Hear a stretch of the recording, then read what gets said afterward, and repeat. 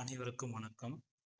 இந்த கிளாஸ் செஷனில் ஒரு நியூஸ் பேப்பர்லேருந்து மெயின் எக்ஸாம் கொஷின் நம்ம எப்படி ஹேண்டில் பண்ணலாம், இல்லை எப்படி ப்ரிப்பேர் பண்ணலாம் அப்படின்ற ஒரு சிறிய காணொளி மூலமாக இங்கு பார்க்கலாம்.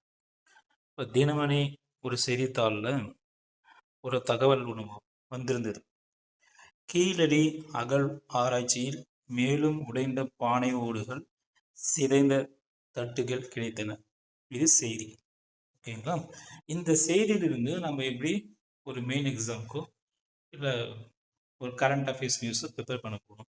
இது ஜஸ்ட் இந்த நியூஸ் மட்டும் நம்ம படித்து விட்டுட்டு அப்படியே நெக்ஸ்ட் நியூஸ் போக வேண்டாம். எப்படி பண்ணலாம்னா, இதில் உடைந்த பானை ஓடுகள் மற்றும் சிதைந்த தட்டுகள், இந்த ரெண்டும் வார்த்தைகள் ரொம்ப முக்கியமானது. ஏன்னா அந்த காலத்தில் பானை ஓடுகளும் இந்த தட்டுகளும் சுடுமண் அப்படின்ற ஒரு கலை மூலமாக தான் செய்யப்பட்டது. அந்த சுடுமண் கலை, அந்த முறைக்கு பெயர் தான் நமக்கு டெரகோட்டா அப்படின்னு சொல்கிறோம். ஸோ இதுதான் செய்தி. கீழடியில் கிடைத்த உடைந்த ஓடுகள் மற்றும் பானை சிதைவுகள். இது செய்தித்தாள் ஒரு சாதாரண செய்தி. இந்த செய்திக்குள்ளே நம்ம எப்படி டீப்பாக உள்ளே போக போகிறோம் அப்படின்னா, இந்த உடைந்த பானை ஓடுகளும் அந்த தட்டுகளுமே பார்த்திங்கன்னா நெருப்பில் சுடப்பட்ட மண் பொருட்கள். ஓகேங்களா? நெருப்பில் சுடப்பட்ட மண் பொருட்கள் நம்ம டெரகோட்டா அப்படின்னு சொல்கிறோம். அந்த அந்த ஒரு ஆர்ட்ஸ், அந்த ஒரு கலைக்கு ஒரு தமிழ்நாட்டின் கீழடி அகழ்வாராய்ச்சி பொருட்கள் எல்லாமே டெரகோட்டா வகையை சேர்ந்தவை. ஓகேங்களா? இதுதான் நம்ம மெயின் எக்ஸாமுக்கு ஒரு எக்ஸ்பெக்ட் பண்ணுற கொஷின். இந்த கரண்ட் அஃபேர் நியூஸ்ல இருந்து, இந்த கீழடி அகழ்வாராய்ச்சி செய்தியிலிருந்து உங்களுக்கு டைரக்ட் கொஷின் வராது. எப்படி கேட்பாங்கன்னா, டெரகோட்டாவுடைய அந்த அமைப்பு விளக்கை பற்றி கேட்பாங்கன்னா, டெரகோட்டா என்றால் என்ன, தமிழக வரலாற்று பொருட்களில் டெரகோட்டாவின் பங்கினை விளக்குக அப்படின்றது முதன்மை தாளில் இந்த வினா இடம்பெறும். எங்க நம்ம இந்த செய்தியிலிருந்து இந்த மாதிரி வினா. இப்போ டெரகோட்டா அப்படின்னு என்ன சொல்லுவோம்? டெரகோட்டா என்பது லத்தீன் சொல். டெரண்டோ தினமான மண், தரை, இது சொல்லுவோம். இது நெருப்பில் சுடப்பட்ட ஒரு மண் பொருட்கள் தான் டெரகோட்டா எனப்படும். இது சோழர்கள் காலத்தில் இந்த கலை மிகவும் சிறந்து விளங்கியது அப்படின்னு நம்ம பதிவு பண்ணணும்.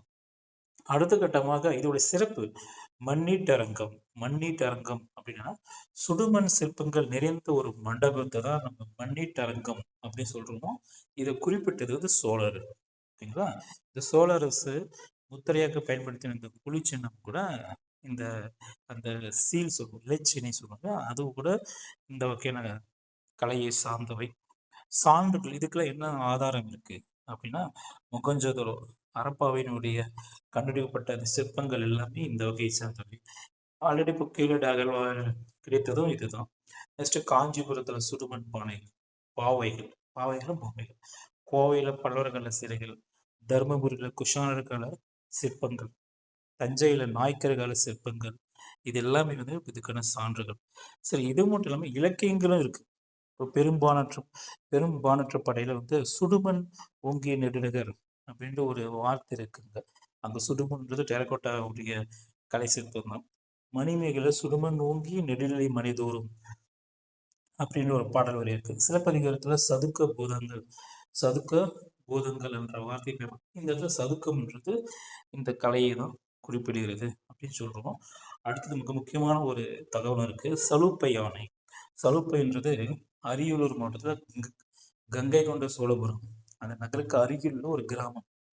இந்த கிராமத்துல 33 அடி நீளமும் 12 அடி அகலம் கொண்ட ஒரு 60 அடி உயரத்தை ஒரு பிரம்மாண்டமான சுடுமண் யானை சிற்பம் உள்ளது.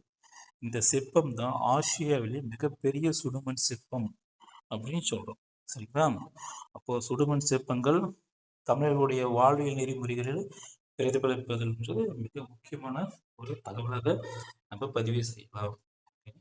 இதுக்கான தகவல் வர வேற ஒரு செய்தித்தாள்ல இந்த சுடுமண் பற்றி ஒரு நாட்டில் இருந்தது.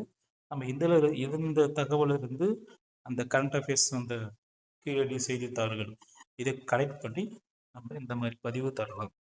அப்போ நீங்க ஒரு செய்தித்தாளில் வாசிக்கும் போது அந்த செய்தி மட்டுமே பார்க்காம அந்த செய்தியில் இருக்கிற தகவல் எதை நோக்கி இருக்கு, இல்லை எதை அதை அப்ரோச் பண்றது, இல்லை எந்த கேட்டகரியில் வந்திருக்கு அப்படின்னு நம்ம மென்ஷன் பண்ணி அதை ப்ரிப்பேர் பண்ணாதான் நம்ம மெயின்ஸில் யூபிஎஸ்சி மெயின்ஸ் அல்லது டிஎன்பிஎஸ்சி குரூப் 1 மெயின்ஸில் அழகான மதிப்பெண்களை பெற முடியும். ஓகேயா? நன்றி, வணக்கம்.